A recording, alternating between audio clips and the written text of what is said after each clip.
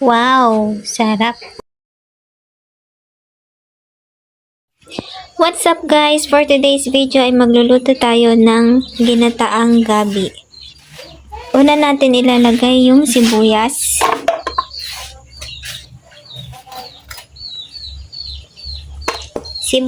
Bawang, luya at saka konting sili.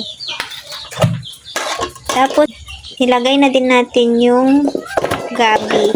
Nagayat-gayat at syempre nalinisan na natin yan.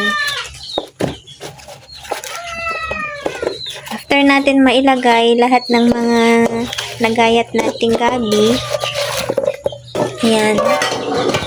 Sunod naman natin ilagay yung pangalawang piga po ng gata, yan. Pagkatapos natin mailagay lahat ng mga ingredients ay takpan na natin ito. Kapag kumulo na guys ay pwede na natin siyang baliktarin. Ganito. Haluin natin ng ganyan Ganito yung paghalo dapat.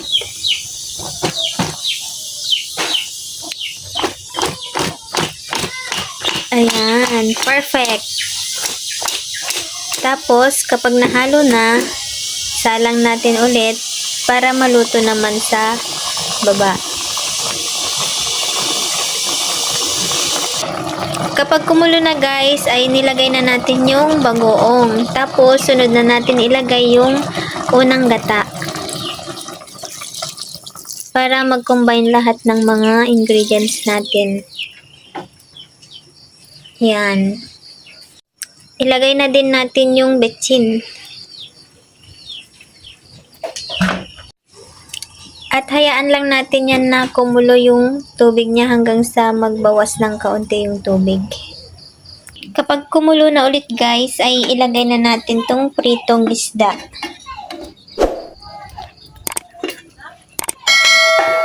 Ayan guys, ilagay na natin habang kumukulo para magkalasa yung sabaw.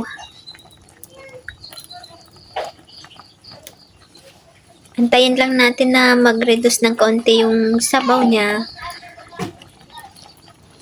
at magiging okay na ito.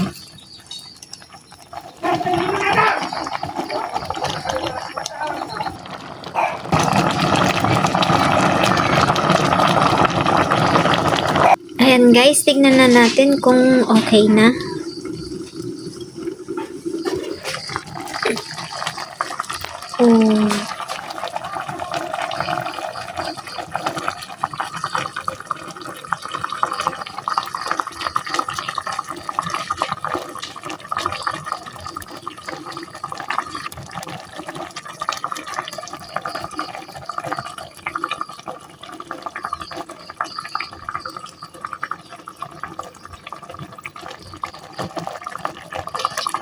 Ayan na guys, mukhang okay na to.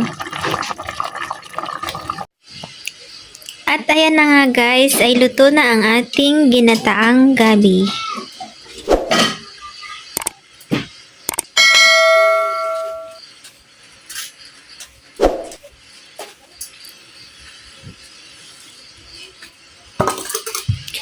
Kung nagustuhan nyo ang ating video ay huwag pong kalimutang mag-like at subscribe na din sa ating channel para ma-update kayo sa aking susunod na upload na video.